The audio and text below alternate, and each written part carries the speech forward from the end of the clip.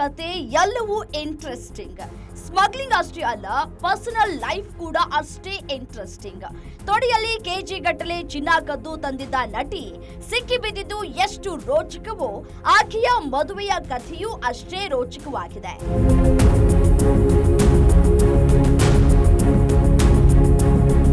ನಾವೆಲ್ಲ ರಣ್ಯಾ ರಾವ್ ಅವರ ಮಲತಂದೆ ಡಿಜಿಪಿ ರಾಮಚಂದ್ರ ರಾವ್ ತಂದೆಯ ಹೆಸರು ಬಳಸಿ ಪ್ರೋಟೋಕಾಲ್ ರಿಲ್ಯಾಕ್ಸ್ ತಗೊಂಡು ಏರ್ಪೋರ್ಟ್ ನಲ್ಲಿ ಚಿನ್ನ ಸಾಗಾಣಿಕೆ ಮಾಡ್ತಾ ಇದ್ರು ಅನ್ನೋ ಕಥೆಯನ್ನಷ್ಟೇ ತಿಳ್ಕೊಂಡಿದ್ದೀವಿ. ಸದ್ಯಕ್ಕೆ ರಾಮಚಂದ್ರ ರಾವ್ ಕಂಪಲ್ಸರಿ ರಜೆಯ ಮೇಲಿದ್ದಾರೆ. ಇನ್ನು ರಣ್ಯಾ ರಾವ್ ಅವರು ಸ್ಮಗ್ಲಿಂಗ್ ಮಾಡ್ತಾ ಇದ್ದಾರೆ ಅನ್ನೋ ಕ್ಲೂ ಕೊಟ್ಟಿದ್ದೆ ಪತಿ ಜತಿನ್ ಹುಕ್ಕೇರಿ ಅನ್ನೋ ಇನ್ನೊಂದು ಮಿಸ್ಟೀರಿಯಸ್ ಕಥೆನೂ ಇದೆ. ಇದೆಲ್ಲದರ ಮಧ್ಯೆ ರಣ್ಯಾ ರಾವ್ ಅವರ ಮದುವೆಯ ರೋಚಕ ಕಥೆ ಇದು.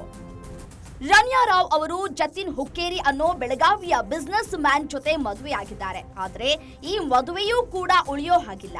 ಈ ಜತಿನ್ ಹುಕ್ಕೇರಿ ಆರ್ಕಿಟೆಕ್ಟ್, ಯುಕೆ ಮೂಲದ ಕಂಪನಿಯೊಂದರಲ್ಲಿ ದೊಡ್ಡ ಹುದ್ದೆಯಲ್ಲಿದ್ದಾರೆ. ಇದೆಲ್ಲದರ ಮಧ್ಯೆ ಜತಿನ್ ಹುಕ್ಕೇರಿ ರಣ್ಯಾ ಕಾಂಟ್ಯಾಕ್ಟ್ಗೆ ಬಂದಿದ್ದೇ ರೋಚಕ.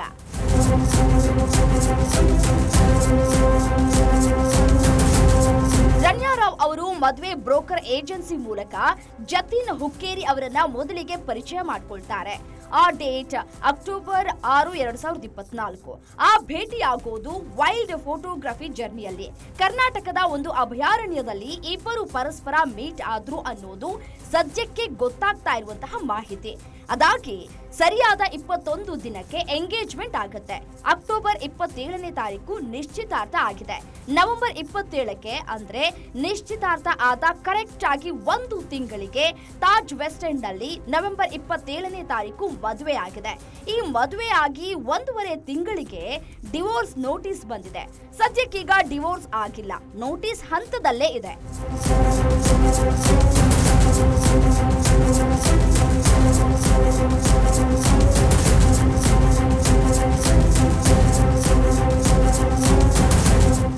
ಆ ಮದುವೆಗೆ ಸಿಎಂ ಸಿದ್ದರಾಮಯ್ಯ, ಡಿಕೆ ಶಿವಕುಮಾರ್ ಅವರು ಹೋಗಿದ್ರು. ವೈರಲ್ ಆಗ್ತಿರೋ ಫೋಟೋಗಳು, ಹೇಳ್ತಿರೋ ಕತೆಗಳು ಇವು. ಅದರಲ್ಲೇನೂ ತಪ್ಪಿಲ್ಲ. ಡಿಜಿಪಿಯೊಬ್ಬರ ಮಗಳ ಮದುವೆಗೆ ಸಿಎಂ, ಡಿಸಿಎಂ, ಹೋಮ್ ಮಿನಿಸ್ಟರ್ ಹೋಗಿರೋದ್ರಲ್ಲಿ ಮಿಸ್ಟೇಕ್ ಏನೂ ಇಲ್ಲ. ಆ ಮದುವೆಯಾದ 1 ತಿಂಗಳಿಗೆ ಈಕೆಯ ತಮ್ಮ ಋಷಭ್ ಜಯಮಾಲಾ ಅವರ ಮಗಳು ಸೌಂದರ್ಯ ಅವರ ಜೊತೆ ಮದುವೆ ಮಾಡ್ಕೊಳ್ತಾರೆ.